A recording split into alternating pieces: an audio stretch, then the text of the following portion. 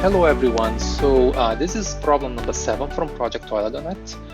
Title is 10,001st prime. The description reads the following. By listing the first 6 prime numbers, 2, 3, 5, 7, 11, and 13, we can see that the 6th prime is 13. So in this case, what is the 10,001st prime number?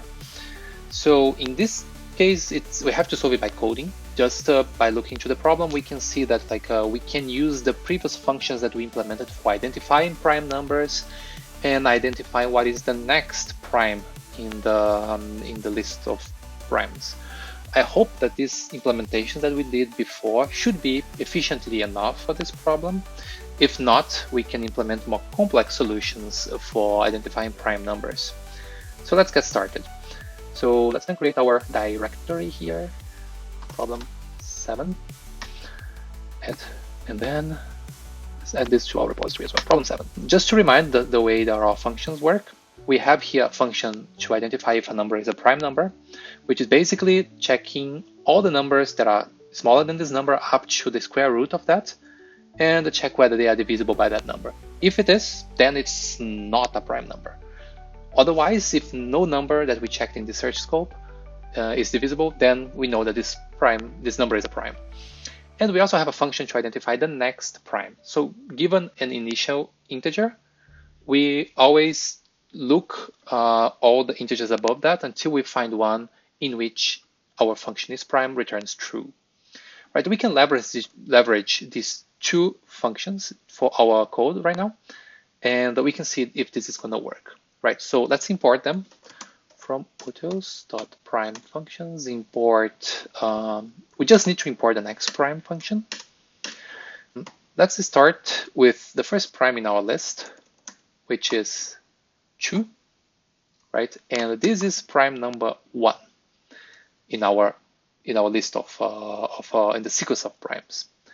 And then while I is smaller than 10,001, which is the number that the problem gives us, we always get the next prime. So prime is equal to the next prime. We pass prime here, and we just increment 1. Once we get to the position 10,001, this loop will end, and we shall have the response. Let's give it a try. I think this should be as simple as that. If it takes so long, we can evaluate if it makes sense for us to implement more complex solutions for primes. Otherwise, we just leave it like this. So let's just run the problem then. Problem 7. Problem 7. I may have a problem to import, so let's run it in a different way. Problem 7.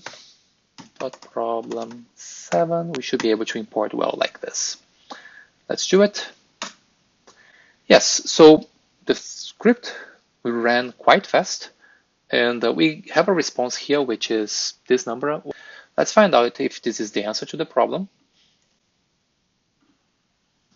And that's right, this is the correct answer. The script is pretty straightforward. I don't think we need to implement another more efficient function to find out the first 10,001 primes. Let's just check the speed of this solution. So import data time. Let's do a basic profiling here.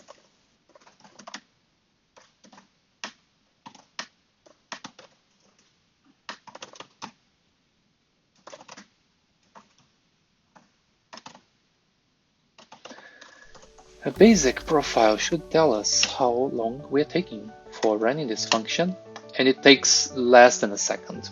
Okay, I think we don't need to implement a more complex solution here. There are more efficient solutions to generate prime numbers, but honestly, I think the solution is good enough for this problem.